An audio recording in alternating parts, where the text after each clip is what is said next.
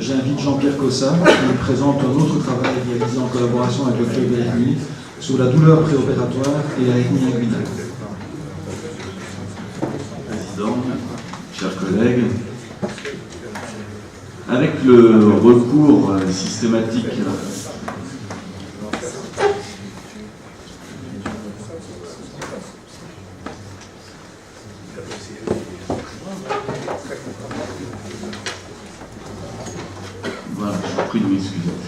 Avec le recours au renforcement pariétal prothétique systématique, la solidité en matière de chirurgie hernière n'est plus le sujet. Les taux de récidive aujourd'hui sont compris entre 3 pour 1000 dans des séries en général monocentriques et de centres experts, et au maximum 3% dans des séries plus hétérogènes. Les efforts se concentrent aujourd'hui sur la douleur chronique, en fait, qui est définie par une douleur qui persiste plus de 3 mois, voire plus de 6 mois après l'acte chirurgical. Et Édouard Pélissier, il y a 3 ans, ici même, faisait une revue de la littérature à ce sujet. Ces résultats sont confirmés par la publication cette année des recommandations de la Société européenne de chirurgie pariétale, l'EHS. Cette douleur chronique est observée dans 10 à 12% des cas en termes d'inconfort du quotidien, et elle retentit sur la qualité de vie dans 0,5 à 6% des cas. Ce sont les chiffres unanimement connus. Elle a bien sûr un impact social et économique important au vu de la fréquence de la réalisation de cette chirurgie hernière. Et son traitement est difficile et pas toujours satisfaisant parce qu'on n'a pas encore vraiment compris toutes les clés, d'où l'intérêt d'une prévention de ces douleurs chroniques. Dans les éléments qui sont considérés comme des facteurs de risque, on distingue des éléments qui sont liés à la chirurgie, à la technique opératoire, et des éléments qui sont liés aux patients. Parmi ces éléments, la douleur préopératoire importante, plus qu'une simple gêne, a été rapportée comme facteur de risque par plusieurs travaux de la littérature. Cette présence de douleur importante préopératoire a été validée en 2009 par l'EHS comme facteur de risque, certes avec une recommandation de grade 2B pas très forte, mais plus particulièrement chez le sujet jeune et chez la femme. Qu'est-ce que la douleur? Eh bien, la douleur, la lecture de la définition de la douleur par l'OMS, reconfirmée par le protocole de Kyoto sur l'IASP, dont le détail m'échappe sur le moment, cette définition explique un petit peu la difficulté qu'on va avoir à analyser avec clairvoyance ce problème de la douleur. La douleur est une expérience sensorielle et émotionnelle désagréable associée à une lésion tissulaire réelle ou potentielle, ou décrite en ces termes. La douleur repose avant tout sur le ressenti du patient, et c'est là que va se situer le problème. Elle va être difficile à quantifier, difficile à qualifier, elle n'est pas systématiquement associée à une lésion, et par conséquent, elle va être d'études complexes associant les paramètres de nociception et les paramètres de cognition. On a essayé de la quantifier au mieux, de façon la plus objective, avec des questionnaires, des échelles multiples, qui évalue son intensité, son impact sur la qualité de vie, et vous connaissez l'échelle visuelle analogique, l'échelle verbale simple et l'échelle numérique. Dans sa forme typique non compliquée, l'hernie inguinale, dans les manuels de sémiologie, n'est pas décrite comme douloureuse. On parle plutôt d'un inconfort, à type de pesanteur, de pincement, majoré en position debout, avec l'étirement musculaire, rapidement résolutif au relâchement ou en décubitus, vous connaissez ça. Son incidence globale dans la littérature est néanmoins rapportée par plusieurs travaux avec des chiffres qui varient entre 36 et 69%. Son histoire naturelle, pour certains, comme R, dans une publication d'une quinzaine d'années, est même à l'accentuation de cette présence de douleur, puisqu'il chiffre celle-ci sur 700 patients suivis pendant 10 ans non opérés, à un taux qui va passer de 66 à 90%. Elle affecte les loisirs dans 29%, le travail dans 17%. Il existe des formes cliniques et celle-ci justifie encore un intérêt de nos jours. Certains auteurs, comme Pérez-Lara, qui vient de publier en 2015 des variantes sémiologiques de la douleur hernière, retrouvées dans 66% comme une douleur de l'aine, mais également comme une douleur génitale, comme une douleur abdominale, comme une association avec des symptômes urinaires ou avec un péristaltisme accentué, le tout à un seuil supérieur à 30% d'observation, comparé par rapport à la population normale indemne de hernie, avec juste une interférence au niveau du péristaltisme. D'autres, enfin, ont cherché à analyser cette douleur en l'intégrant dans un score de qualité de vie qui a été étalonné spécifiquement sur le retentissement dans les activités de la vie quotidienne avec une hernie. Ce score, ce score qui a été décrit par Mitzer, fait état d'une douleur qui est de 36%, de brûlure à l'aine de 39%. Ce qui est intéressant de noter, c'est qu'en post-opératoire, à 6 mois, l'amélioration est inconstante, qui persiste entre 8 et 12% d'inconfort malgré la chirurgie hernienne. L'origine de la douleur est liée classiquement à une constriction mécanique, c'est un conflit anatomique entre le sac et le collet, et la conséquence d'un étirement d'une compression nerveuse, ilio-inguinale, ilio-épigastrique, le génito-fémoral. Elle dépend évidemment du contenu intra-herniaire. Il n'en reste pas moins que son intensité est très bien évaluée dans la littérature, en tout cas lors de sa présence préopératoire. Page est un des seuls à avoir analysé cette douleur et à avoir essayé de la quantifier en retrouvant une douleur au repos avec une EVA supérieure à 1,5% au repos et à 10% en mouvement. Le caractère diagnostique de cette douleur est plus particulièrement souligné par nos collègues les médecins du sport, qui sont amenés à prendre en charge une entité un peu plus spécifique qui s'appelle la sportsman hernia, et où il faut bien sûr passer en revue toutes les causes possibles de douleurs de l'aine qui sont très nombreuses et qui peuvent être très différentes d'une origine hernière. Ce sont les anesthésistes en revanche qui s'interrogent sur la physiopathologie de cette douleur préopératoire, et Asvang, l'équipe danoise de Kellet, a mené plusieurs travaux dans la lignée de ceux qui avaient déjà été publiés par quelques auteurs au début des années 2000. Et ces travaux ont porté sur l'analyse, sur l'étude expérimentale de la réactivité nociceptive. Ils ont mis en avant qu'il y avait possibilité d'envisager des tests quantitatifs de discrimination sensitive reposant sur le concept de la neuroplasticité, et que ces tests pouvaient objectiver des seuils de perception de la douleur modifiée, ce qu'on appelle les phénomènes de sommation temporelle, en gros une espèce de saturation du système synaptique lors de la transmission de la douleur au sein des neurones, qui peut générer une exagération, voire une permanence du signal douloureux. Une publication faite au décours de ces études expérimentales lui a fait mettre en avant le rôle pronostique de cette douleur opératoire et proposer un score d'évaluation fonctionnelle qu'il a appelé Activity Adequation Score, et en allant plus loin, même une sensibilité thermique à la douleur thermique du patient, qui idéalement était discriminative à 47 degrés Celsius. Et puis, bien sûr, elle a pris en compte d'une échelle numérique, cette fois, de la douleur étant classée à plus de 3.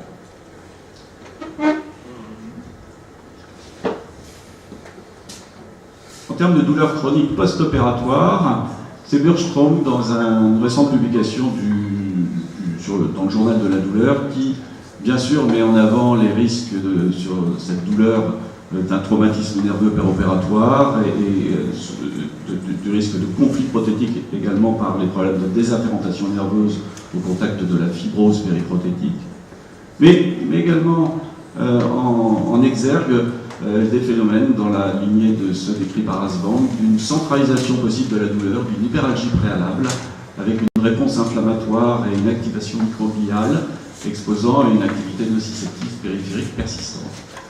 Et le tout étant majoré au cours de l'opération par notamment un stress aboutissant à un déséquilibre sur les récepteurs opioïdes, le médiateur de la douleur. Pour être plus concret, il reprend tous les facteurs de risque de cette douleur chronique post-opératoire et souligne à nouveau l'intensité de la douleur opératoire comme facteur facilitateur. Alors, au club Célio, avec Hubert Joannet, il nous est donc apparu intéressant d'étudier, de construire une étude sur douleur et hernie, mais quand nous avons eu cette idée, tout naturellement, nous nous sommes tournés vers le club hernie et son registre, dont tout le monde connaît maintenant la valeur, l'exhaustivité, avec un taux de remplissage excellent, de façon prospective et continue, sur 164 items par patient. Le protocole était le suivant: une saisie prospective sur 3 mois de toutes les cures de hernie inguinale non compliquées pour les chirurgiens qui s'y engageaient, avec dans le registre un enregistrement automatique de l'EVA préopératoire, post-opératoire J0, J1, J8, de l'EVA post-opératoire avec consultation à J30 et de l'évaluation téléphonique par une ARC à J90. L'effectif global recueilli était de 779 patients pour 1033 cures de hernie, un âge moyen de 60 ans, et 700 hommes pour 80 femmes. Deux groupes isolés ont été retenus sur le critère d'une douleur importante, soit une EVA préopératoire supérieure à 4, 105 patients, soit une EVA post-opératoire supérieure à 4, 26 patients. Alors, je ne vous ai pas souligné que dans ce club Célio, la majorité des interventions de cure d'hernie ont été effectuées sous célioscopie, vous voyez 69%, ce qui est largement supérieur à la moyenne nationale. 14 participants, qu'ils soient ici remerciés. 9 membres du club Célio sont également membres du club hernie. Il s'agissait donc d'une transition tout à fait naturelle. Et voici les résultats. Comparaison donc de deux groupes, le groupe EVA supérieur à 4 avec 101 patients, le groupe EVA inférieur à 4 avec 679 patients servant de témoins. Pas de différence sur le plan de l'âge, même si on observe une tendance à avoir des patients plus jeunes dans le groupe supérieur à 4. Il y a une répartition autour de 60 ans, quasiment de 50-50, alors qu'elle est 2 tiers, 1 tiers dans le groupe inférieur à 4. Ça n'atteint pas le seuil de signification. Pas plus d'ailleurs que le sexe de nos patients, que leur obésité, que leur absence d'activité professionnelle, que leur absence d'activité sportive, ou le fait qu'ils soient fumeurs ou pas. Pas plus non plus, nous n'avons trouvé de différence significative dans les facteurs de comorbidité de nos deux groupes. Le résumé, c'est le même taux de patients ayant un ASA supérieur à 3, qui n'est pas significatif. De la même façon, nous n'avons pas observé de facteurs de risque classiques de déclenchement de hernie, ce facteur d'hyperpression abdominale, ni même d'éléments douloureux particuliers qui sont pourtant rapportés dans la littérature, plus particulièrement chez les patients qui ont une douleur préopératoire importante, ni d'ailleurs de patients dépressifs. Nous étions en peine et nous avons quand même réussi à trouver une différence significative en analysant nos types anatomiques de hernie et en constatant que les hernies inguinoscrotales sont plus souvent rencontrées dans cette population de patients qui ont mal à un score supérieur à 4 en préopératoire. Et cette différence est statistique de la même façon que les irradiations douloureuses que l'on retrouve dans la jambe ou dans le scrotum et qui vont de pair logiquement avec ces hernies inguinoscrotales. Concernant le retentissement, celui-ci a été objectivé comme étant un peu plus fréquent, un peu plus marqué dans les symptômes de la vie quotidienne chez les patients qui ont plus mal en préopératoire, avec un seuil de signification qui ne portait que sur le symptôme rapporté comme occasionnel. Et ce retentissement entraînait un arrêt de l'activité de façon un peu plus marquée et un peu plus fréquente chez les patients ayant un score supérieur à 4, et là encore avec un seuil de signification inconstant par rapport à tous les critères retenus. Alors je ne vous cache pas qu'à ce stade, nous étions assez déçus par le manque d'expressivité de nos résultats, et nous en avons assez rapidement compris qu'il s'agissait d'une absence d'exploitation rendue possible par la taille d'un échantillon insuffisante. Et ce n'est pas non plus avec l'analyse de nos 26 patients qui avaient une EVA post-opératoire supérieure à 4 que nous avons réussi à nous remonter le moral. Nous avons juste un tout petit peu évalué nos patients supérieurs à 4 pré- et post-opératoire. On va passer très vite parce que sinon je vais vous mettre en retard et ils ne sont que 6 sans grand intérêt. Et nous nous sommes tournés vers les statistiques du registre du Club Hernie en reprenant une précédente étude que nous avions faite et qui est en cours de publication, qui est portée sur 5 années et là sur 20 fois plus de patients, avec 17 118 cures de hernie chez 15 330 patients. Parmi toutes ces cures de hernie, nous avions isolé les hernies non compliquées et douloureuses, 25,9% des patients, et comparé deux groupes, les groupes avec des douleurs jugées modérées et le groupe avec des douleurs importantes. Il n'y avait pas de qualification EVA précise de cette douleur et c'est une des critiques de ce travail. Néanmoins, au prisme de la taille de cet échantillon, des différences statistiques sont apparues de façon beaucoup plus probante. Le sexe féminin est reconnu comme étant plus significativement associé à des douleurs importantes, l'absence d'activité professionnelle, les facteurs de risque de développer une chirurgie hernière, l'existence d'une hernie non palpable, l'existence d'une hernie récidivée, l'existence d'une hernie crurale, l'existence d'une douleur isolée, l'existence de dépression, l'existence d'autres douleurs rapportées dans la littérature.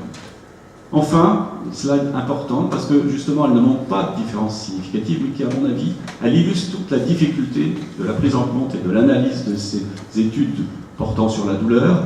Vous voyez ce retentissement de cette douleur qui est jugé comme sur la précédente comme significativement différent, sur cette slide n'apparaît pas dans le retentissement au quotidien. C'est-à-dire que les sujets disent « oui, j'ai plus mal, mais non, je ne suis pas plus limité ».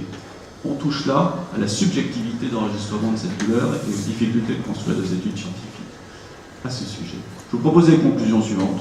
Dans une situation à risque, c'est-à-dire avec une douleur d'intensité inhabituelle à une EVA supérieure à 4, lorsque l'examen hernière est discordant, lorsque le terrain est spécifique, un jeune âge, un sexe féminin, il faut une évaluation nociceptive. Certains diront une eau chaude, tube ASC à 47 degrés comme Asbang, d'autres diront une enquête génétique, la type spécifique, tout ça est très compliqué. Il faut peut-être de façon plus concrète adresser le patient à un centre antidouleur. Avant la chirurgie, si on décide de l'opérer, il faut bien sûr une validation diagnostique formelle. Il faut un checklist, un diagnostic différentiel, une imagerie. Si on a confiance dans un échographiste performant, pourquoi ça arrive? Il faut, pour la sport soin hernière, une RCP. Il faut une information, bien sûr, bénéfice-risque, cahier des charges. On va vous opérer, mais on n'est pas sûr de vous débarrasser de votre douleur. Et il faut évidemment un délai de réflexion, une traçabilité du chemin clinique. Enfin, pendant la chirurgie, on est un petit peu hors champ, mais je suis dans une assemblée de chirurgiens. Il faut privilégier une implantation prothétique pré-péritonéale, il faut privilégier un abord célioscopique, il faut privilégier une prothèse de porosité, il faut éviter les sutures et les agrafes, identifier les nerfs, infiltrer la voie d'abord et maîtriser bien sûr la technique opératoire et les protocoles d'ADLG. Je vous remercie de votre attention.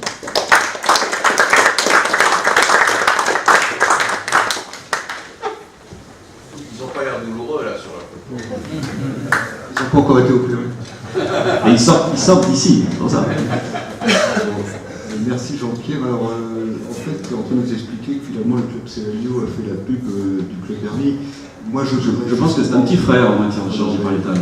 Je plaisante, mais je voudrais quand même souligner les résultats obtenus par le club hernie, qui sont des résultats absolument considérables, avec des effectifs très importants, qui permettent de faire avancer les choses à l'échelon international.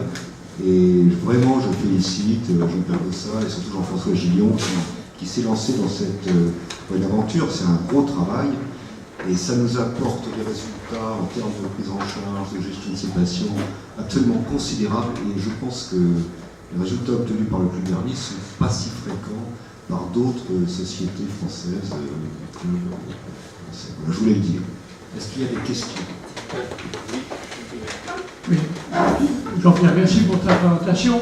Et je voulais te dire, est-ce que cette douleur post-opératoire dans la cure de hernie était aussi évidente, il ne le semble pas, avant l'ère de la cellulite, où on n'en parlait pas, on le négligeait, mais il me semble que ça n'apparaissait pas auparavant comme maintenant. Voilà, c'est ça ma question.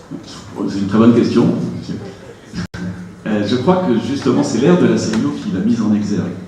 Il y a d'abord eu l'ère de la prothèse, qui a fait concentrer les efforts sur le confort de la réparation beaucoup plus que sur la récidive. Et ensuite l'ère de la Cellio, parce que quand même, il y a bon nombre d'études qui rapportent moins de douleurs post-opératoires après Cellio qu'après voie ouverte. Donc c'est la différence, c'est la confrontation des deux techniques qui a mis l'accent sur la prise en considération de cette douleur. Est-ce que je peux faire juste un commentaire? Quand on étudie la douleur post-opératoire, il y a différentes façons d'étudier. Soit on regarde dans le rétroviseur, c'est-à-dire on regarde les patients qui en post-opératoire ont des douleurs ou des troubles, et là on s'aperçoit qu'il y en a effectivement 10 à 12%, seulement 1% sont très gênés, il y en a 10 à 12%, et ça nous a interpellés. Et ça, c'est pas forcément contemporain de la Cellio, mais c'est contemporain des années 2000, où on a commencé à s'apercevoir que le problème n'était plus vraiment la récidive, mais le confort des autonomes. Et là, j'appelle ça regarder dans le rétroviseur. Et on a été vraiment interpellé par ces résultats. Et puis il y a une façon plus originale de faire, qui est ce que tu as fait, ce qu'ont fait le Club Cellio, c'est-à-dire de partir en prospective, c'est-à-dire de regarder quels étaient les patients qui avaient des douleurs en préopératoire et voir ce qui venait. Et en fait, ce qu'on est en train de faire maintenant dans le Club Hernie, qui va être publié, c'est qu'en fait, on fait maintenant des comparaisons intrapersonnelles. C'est-à-dire que dans notre registre, on interroge les patients avec les mêmes questions en préopératoire, à 8 jours, à 1 mois, à 3 mois, à 2 ans, à 5 ans, avec exactement les mêmes questionnaires. Et donc on s'aperçoit, parce qu'il y a beaucoup, quand on a 12% des patients qui ont des douleurs après cure de vernis, il y en a beaucoup qui avaient ces mêmes douleurs avant, et qui n'étaient pas forcément en rapport avec la hernie. Donc quand on fait maintenant une étude intrapersonnelle, c'est-à-dire on leur demande avant l'opération quelles étaient leurs qualités, quelles étaient leurs douleurs, eh bien on s'aperçoit que le résultat est beaucoup plus sympathique pour le geste chirurgical et qu'en fait le chirurgien rend beaucoup plus service aux patients qu'on pourrait l'imaginer. Parce que l'amélioration, elle est vraiment flagrante. Et quand on compare pour chaque patient donné ces résultats à 2 ans ou 5 ans par rapport aux mêmes questions, par rapport à son état préopératoire, eh bien on s'aperçoit qu'on peut rendre service. Voilà le commentaire que je voulais faire. D'abord, merci, c'est un super travail. Le problème hernie et douleur préopératoire, c'est très important. Alors, juste un petit mot, parce que moi, j'ai constaté qu'il y avait énormément de plaintes devant les tribunaux après chirurgie hernière. Pour ma part, j'ai assisté énormément aux collègues et j'ai chaque fois vu des plaignants qui prétendaient avoir eu très très très mal et des chirurgiens qui disaient « je l'ai opéré très vite parce qu'il avait très mal ». Et effectivement, il y a une foule de douleurs qui n'ont aucun rapport avec sa pathologie hernière qui fait que les résultats sont très mal vécus par les patients et qui se retournent vers les tribunaux. Je voudrais faire une remarque, vous connaissez moi cette chirurgie, c'est que considérable en ce moment sur les prothèses, notamment vous avez tous ces textes sur les prothèses vaginales, on ne va pas parler de ça, le TVT d'autre part, même les grosses prothèses, pourquoi là-dessus. Il y a quand même un phénomène, si vous voulez, qui est apparu, je ne vais pas dire que le shootlis, les vieilles, on va reprendre les vieilles techniques, on ne s'intéressait sûrement pas autant à la peine, à la douleur. Mais je trouve quand même pouvoir avoir fait des études dans la matière de la statique pelvienne sur l'incidence de ce qu'on appelle le shrinking, c'est-à-dire la rétraction prothétique sur les terminaisons nerveuses. Il y a quand même quelque chose qu'on ne comprend pas, à tel point que, si vous voulez, on n'a peut-être pas encore trouvé, même pour la hernie, la prothèse idéale. Est-ce qu'elle doit être colonisée? Vous savez comme moi, parce que vous vous intéressez encore plus que moi à ça, est-ce qu'elle doit être colonisée, est-ce qu'elle ne doit pas être colonisée, est-ce qu'elle doit être hydrophobe, est-ce qu'elle doit être hydrophile? Et donc je trouve qu'il y a vraiment un besoin, et d'ailleurs il y a dans le dossier dans le Club Hernie, c'est un des sujets de travail, mais la recherche matérielle, est-ce qu'il doit être totalement inerte ou favoriser une colonisation de qualité en évitant des terminaisons nerveuses?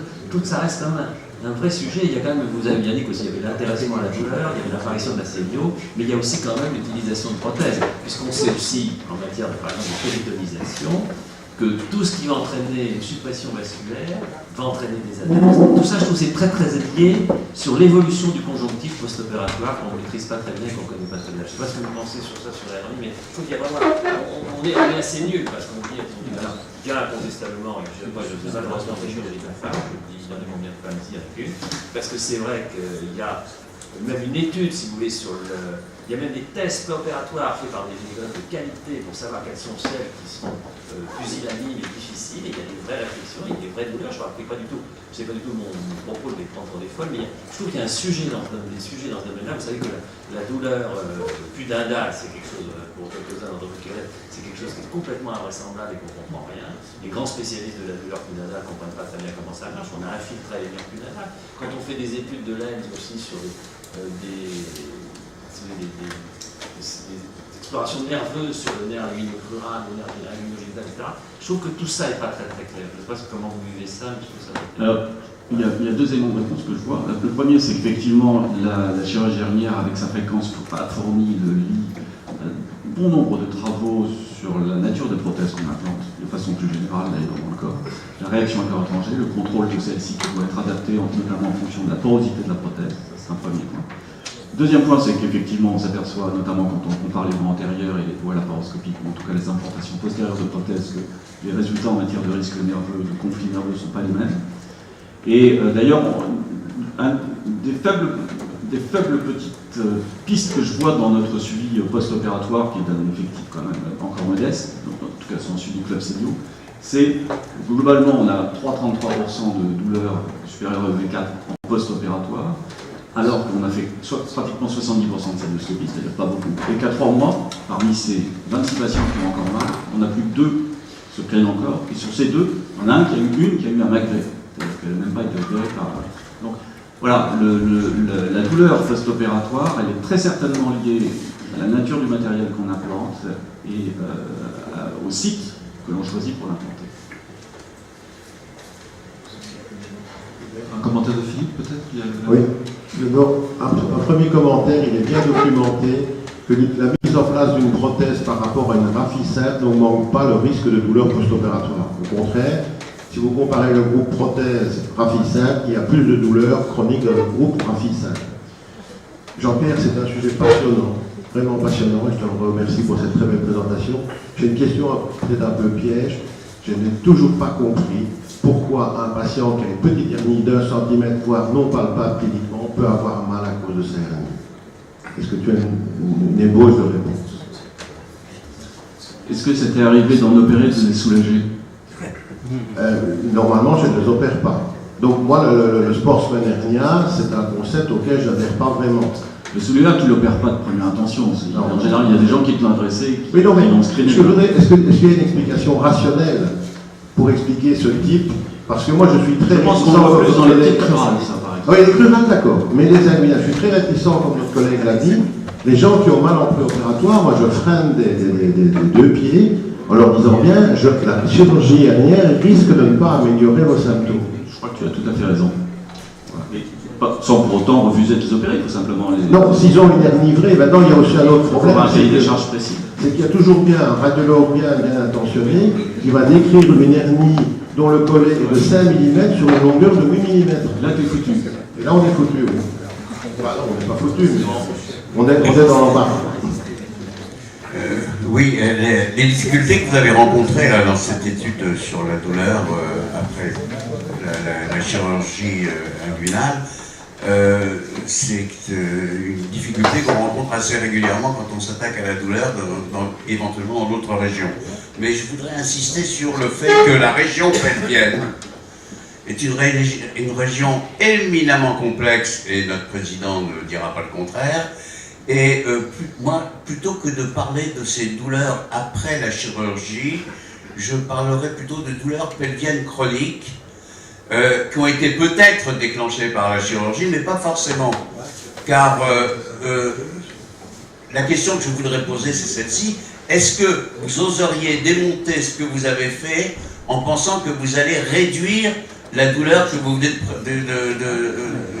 car cette chirurgie que vous allez refaire a très peu de chances d'amoindrir la douleur, de sorte que c'est excessivement difficile de savoir, et en urologie en tout cas on parle maintenant de douleurs pelviennes chroniques parce que finalement après la chirurgie de la prostate, les prostatites, après beaucoup de choses, on se demande si c'est la vessie, si c'est les tissus cellulo-graisseux périphériques, si c'est... tout est possible. C'est une chirurgie évidemment complexe, hein, si on est vous avez tout démonté, on parle d'ailleurs de triple nerectomie. À ce moment-là, ce sont des interventions dont les indications sont exceptionnelles. Moi, personnellement, je n'ai jamais eu un... Je ne sais pas si toi, tu as été...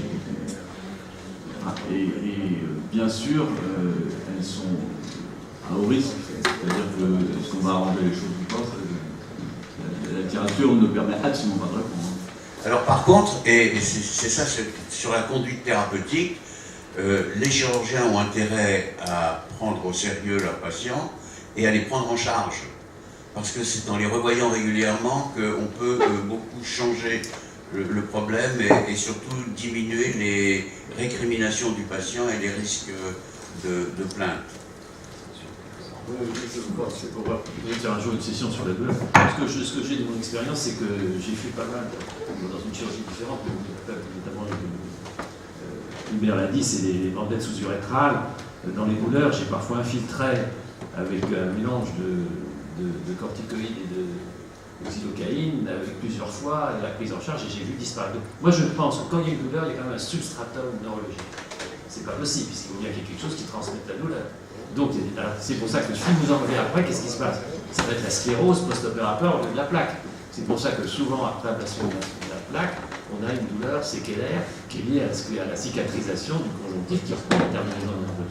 Et vous savez, il n'y a pas ici aujourd'hui de chirurgie de la main, je me rappelle de cette expérience de Raymond Villain au moment où on faisait des amputations du doigt. Les malades avaient mal. Vous savez ce qu'il leur faisait faire? Il leur faisait faire du tapping. Les types tapaient pendant des heures sur le moignon. Et au bout de 6 mois, la douleur a disparu. Donc il y a incontestablement des choses neurologiques dans les terminaisons nerveuses au niveau de la région inguinale qu'on ne comprend pas très bien et pour lesquelles on doit être modeste mais pour lesquelles on doit avancer en réfléchissant à comment et pourquoi, en sachant que la douleur finalement est projetée là-haut.